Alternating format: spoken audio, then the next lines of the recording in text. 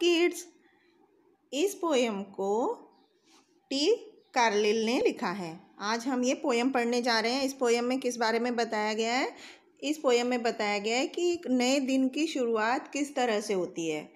नए दिन जब शुरू होता है, रात के बाद, हर एक रात के बाद नया दिन शुरू होता है। और इसमें पोएट कहता है कि किस तरह से एक नया दिन शुरू होता है और ख़त्म होता है। हम किस तरह से उस दिन को यूज़ कर भी सकते हैं और नहीं भी कर सकते हैं, ये हमारे हाथ में होता है। तो आइए अब हम इस पोएम को स्टार्ट करते हैं। तो सबसे पहले स्टैंजा में so here hath been dawning another blue day, think wilt thou let it slip useless away.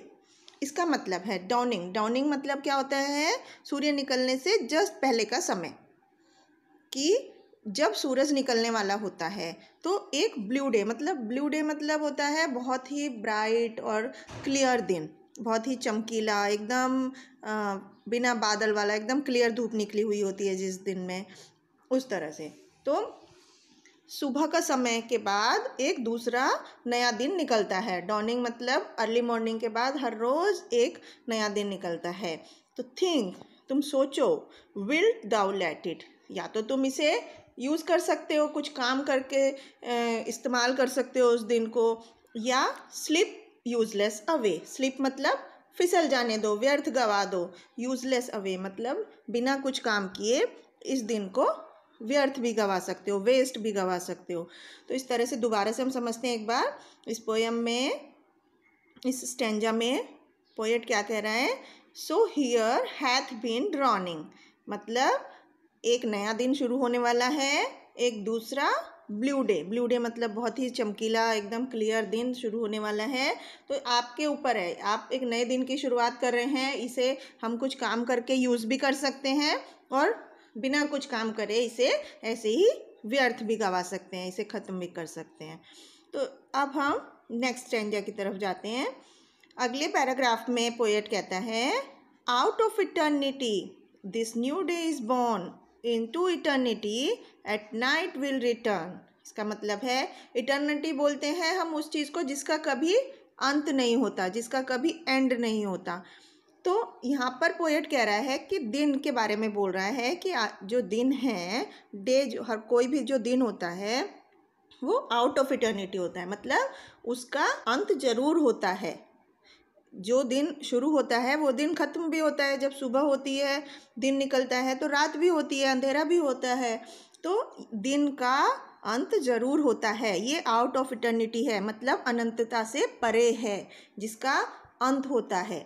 This new day is born मतलब ये जो नया दिन उगा है, पैदा हुआ है, नया दिन की शुरुआत हुई है, into eternity at night will return, और अंत में क्या होगा?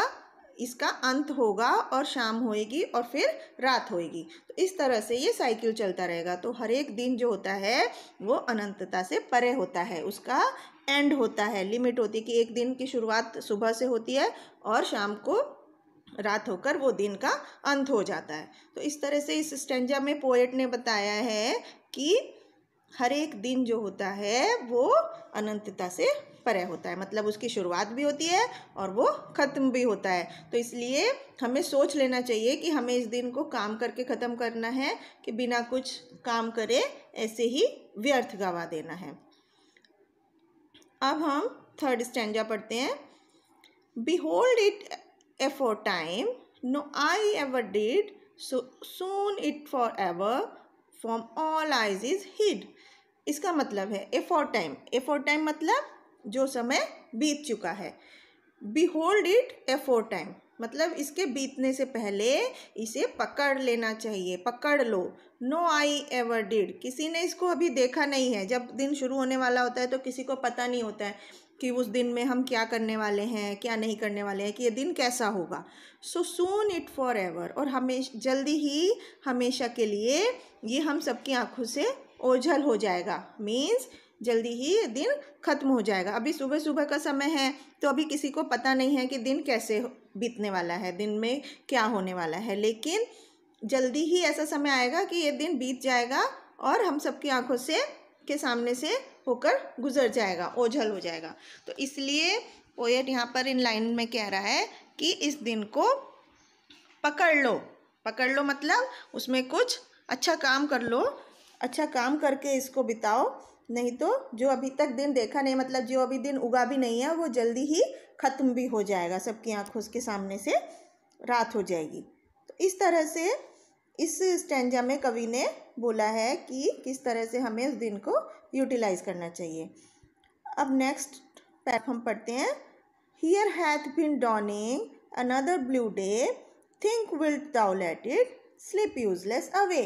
यहाँ पर फिर पोएट अपने पहले वाली ही बात को दोहरा रहा है कि फिर से एक नए दिन की शुरुआत होने वाली है। सूरज उगने से पहले का समय, बहुत सुबह का समय है, दूसरा चमकदार दिन सामने निकलने को है। तो हमें सोच लेना चाहिए कि हमें इसमें कुछ काम करके इसको बिताना है या इसे ऐसे ही व्यर्थ गवा देना है। तो इस पूरी पोयम में पोएट का कहने का यही मतलब है कि सुबह होने के बाद और रात होने से पहले हमें दिन को कुछ काम करके ही बिताना चाहिए, क्योंकि हर एक दिन का एक अंत ज़रूर होता है। ये अनंत काल के लिए नहीं होता है कि जिसका शुरुआत हुई है उसका अंत भी ज़रूर होगा। और दिन में सुबह होती है और रात होती है, तो इस तरह से एक दिन जल्दी जल्दी बीतता रहता है। तो हमें सोचना है कि हमें अपना दिन को कैसे बिताना है, काम करके ख़त्म करना है या बिना काम किए दिन को ख़त्म करना है, क्योंकि दिन तो अपनी स्पीड से ख़त्म हो ही जाएगा। तो एक बार हम फिर से इस पोएम को रीड करते हैं। So here hath been dawning another blue day, think wilt thou let it slip useless away? Out of eternity this new day is born, into eternity at night will return. Behold it aforetime, no eye ever did, so soon it forever from all eyes is hid. Here hath been dawning another blue day, think wilt thou let it slip useless away। तो इस तरह से इस poem में एक दिन की importance के बारे में पोएट ने बताई है।